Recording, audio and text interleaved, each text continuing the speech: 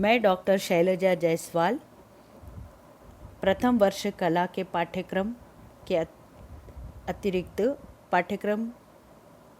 पाठ्येतर कार्यक्रम के अंतर्गत जो विषय दिए गए हैं उसके अंतर्गत पहला विषय है संवाद कौशल। संवाद कौशल कैसा होना चाहिए यह मैं बताने का प्रयास कर रही हूँ। संवाद का अर्थ होता है बोलना, कौशल का अर्थ होता है कुशलता। अतः कुशलता पूर्वक बोलना संवाद कौशल कहलाता है। संवाद कौशल केवल विचारों और भावनाओं का संप्रेषण नहीं है। संवाद के लिए अन्य प्रचलित शब्द चर्चा, समाचार, विवरण, वार्तालाप, कम्युनिकेशन आदि है। संवाद दो या दो से अधिक व्यक्ति के बीच होता है। भावनाओं और विचारों के विनिमय को संवाद कहते हैं। इस तरह विचारों और भावों को व्यक्त करने के लिए संवाद की सहायता ली जाती है।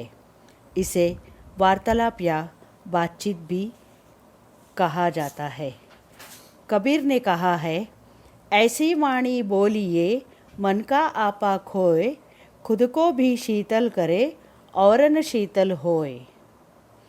संसार के ज्ञानी, विद्वान, अध्येता, संतों आदि का कहना है कि हम अपने वाणी से अपने मनोभावों को नियंत्रण में रख सकते हैं।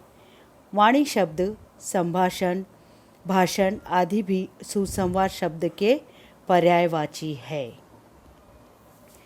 संवाद से इंसान की संस्कृति और संस्कार, शिक्षा और शिष्टाचार, कुशाग्रता और बौद्धिकता सब पता चलते हैं।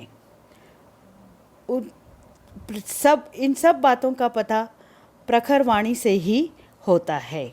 यश, धन, कीर्ति, पद, प्रतिष्ठा यह सब भी हमें परिष्कृत वाणी से ही प्राप्त होते हैं।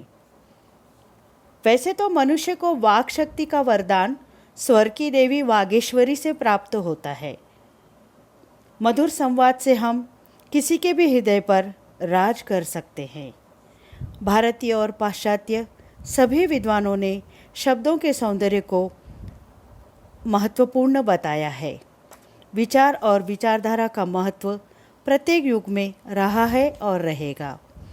वैचारिक क्षमता का द्योतक हमारी शब्द शक्ति ही होती है। ऐसा कहा जाता है कि बोलने वाले की मिट्टी भी सोने के भाव में बिकती है और न बोलने वाले का सोना भी मिट्टी हो जाता है, क्योंकि व्यवहार कुशलता से एक विक्रेता, सेल्समैन अपनी वस्तु की ओर हमारा ध्यान आकृष्ट करता है। उसके गुणों को, उसकी खासियत की ओर हमारा ध्यान आकृष्ट करता है। यह सब उसके प्रभावी ढंग से बोलने के कारण ही होता है। एक कुशल संवादक को कुछ महत्वपूर्ण बातों का ध्यान रखना चाहिए, जिनमें सबसे पहले है वक्ता के गुण। वक्ता को सदैव छोटे छोटे संवादों का प्रयोग करना चाहिए, जिससे कि उसका प्रभाव अधिक पड़ता है और सरलता से बात समझ में भी आती है। वाक्य रचना सजीव होनी चाहिए। वाक्य विषय को स्पष्ट करने वाले होने चाहिए, क्योंकि वक्ता और उसका व्यक्तित्व ही श्रोताओं को जमा रखता है और समा बांध कर रखता है। वक्ता को प्रासंगिकता के अनुसार ही भाषण देना चाहिए। वाक्य, संवाद, विषय वस्तु में तालमेल होना चाहिए। अभिनंदन समारोह हो, शताब्दी वर्ष हो, पुस्तक विमोचन हो, उसके अनुसार ही हमें पूर्व तैयारी करनी चाहिए। अन्य वक्ताओं ने यदि पहले से आपके संवादों का प्रयोग कर चुके हैं तो वैकल्पिक नोट्स या प्रसंग अनुसार समय सूचकता से नए उदाहरण बना लेने चाहिए। कार्यक्रम चाहे कोई भी हो, वक्ता की आवाज़ ही, उसकी वाणी ही श्रोताओं को बांध कर रखती है। आवाज़ और मितभाषी संवाद से कम शब्दों में अधिक से अर्थ अधिक से अधिक अर्थ को व्यंजित करने की क्षमता आती है। सुगठित संवाद गंभीर अर्थ को भी सरलता से स्पष्ट कर देते हैं। अप्रचलित कठिन शब्दों का प्रयोग कम से कम करना चाहिए। ग्रामीण शब्दों का प्रयोग होना चाहिए। यदि सभा में अशिक्षित लोग, कम शिक्षित लोग हैं तो आसानी से उसे समझ सकते हैं। उच्चारण करते समय स्पष्ट और ऊंचे, मध्यम, धीमे, चढ़ उतार स्वर होने चाहिए। अहंकारी भाषा का प्रयोग कभी नहीं करना चाहिए और न ही स्वयं को केंद्र में रखकर बार बार बोलना चाहिए।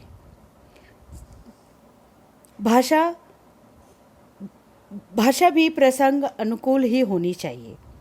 भाषा में लोकोक्तियाँ, मुहावरे, कहावतों से सजीवता आती है और आपके व्याख्यान में प्रभावशीलता आती है।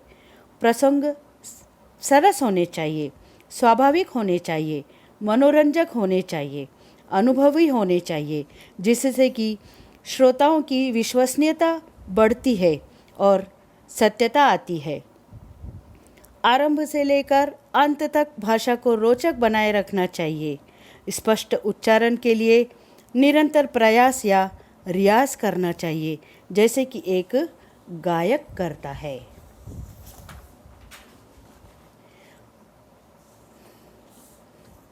संगीत सीखने के अनेक पाठ्यक्रम होते हैं, जिससे कि वाद्य यंत्र खुलता है और उच्चारण में स्पष्ट होता है या उच्चारण में स्पष्टता आती है। स्पष्ट उच्चारण से ही आत्मविश्वास बढ़ता है और वक्ता ऊर्जावान बना रहता है, उसमें बोलने का जोश और ओज बना रहता है। भाषा का उच्चारण रसानुकूल होना चाहिए। रसवादन से ही श्रोता वक्ता पर मुग्ध होकर एकाग्रता से उसे सुनता है। वीर रस का विषय हो तो वाणी में वीरता, जोश होना चाहिए, न कि हास्य, भय आदि के स्वर होने चाहिए। उदाहरण, यदि हमें यह कहना है, हिमाद्रित रिंग श्रृंग से प्रबुद्ध शुद्ध भारती, हिमाद्रित रिंग श्रृंग से प्रबुद्ध शुद्ध भारती, स्वयं प्रभा समुज्ज्वला स्वतंत्रता पुकारती, स्वयं प्रभा समुज्ज्वला स्वतंत्रता पुकारती, अमर्त्य वीर पुत्र हो, अमर्त्य वीर पुत्र हो, दृढ़ प्रतिज्ञ सोच लो, प्रशस्त पुण्य पंथ है, बढ़े चलो बढ़े चलो बढ़े चलो बढ़े चलो। इस तरह स्वर में वीरता का स्वर होना चाहिए, न कि बढ़े चलो बढ़े चलो बढ़े चलो बढ़े चलो। यदि इस तरह का उच्चारण होगा तो वहाँ पर वक्ता और श्रोता में साधारणीकरण नहीं होगा और वह विषय मजाक बनकर रह जाएगा। संवाद कौशलता पूर्वक करते समय हमें अपनी देह भाषा का भी ध्यान रखना चाहिए। देह भाषा का संवाद कला में महत्वपूर्ण योगदान होता है। चेहरे के हाव भाव निर्भीक होने चाहिए। श्रोताओं की आंखों में आंखें डालकर बोलना चाहिए, न कि ऊपर नीचे देखकर बोलना चाहिए। इससे वक्ता में आत्मविश्वास और मनोबल बढ़ता है।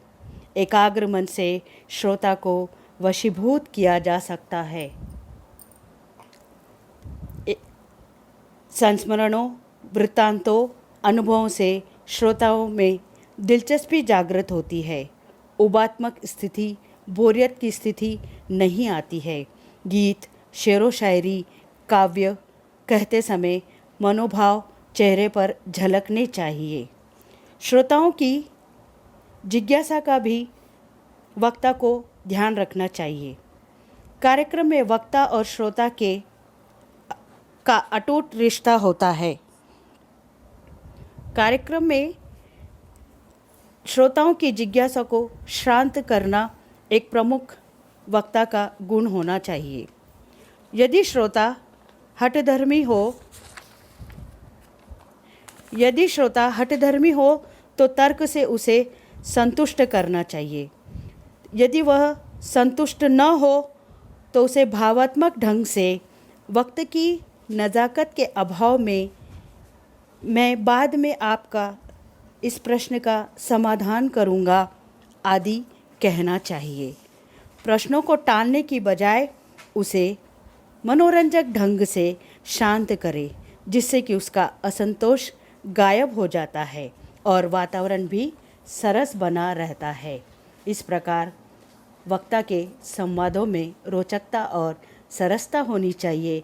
संवाद कौशल से ही वह श्रोताओं को प्रभावित करता है और प्रभावी संवाद कौशल से ही श्रोता के मानसिक पटल पर एक वक्ता सदैव सदैव के लिए अंकित हो जाता है।